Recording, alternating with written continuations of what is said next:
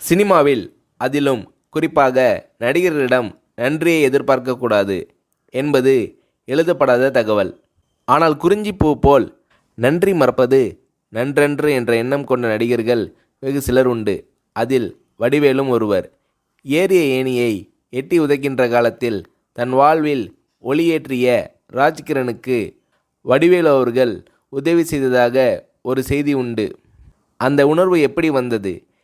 இதை பற்றி வடிவேலு அவர்களை ஒரு முறை சொன்னபோது, எப்படின்னு சொல்கிறது கஷ்டம்ன, ராஜ்கிரண் சார் இல்லைனா நான் இல்லை, இந்த புகழ் வசதி வாய்ப்பு எதுவுமே இல்லை, அவர்தான் கை தூக்கி விட்டு சோறு போட்டார், எனக்கு அவர் கடவுள் மாதிரி, அப்பேற்பட்ட மனுஷனுக்கு கஷ்டம் வந்தால் பார்த்துக்கிட்டு சும்மா இருக்க முடியாதுண்ணே, அதனால் என்னால் முடிஞ்ச உதவியை செஞ்சேன், அதை உதவின்னு சொல்கிறதே பெரிய வார்த்தைண்ணே, நன்றி கடன்னு தான் சொல்லணும், இன்னும் கூட தீர்க்க முடியாத நன்றி கடன் அது என்று உருகுகிறார் வடிவேலு.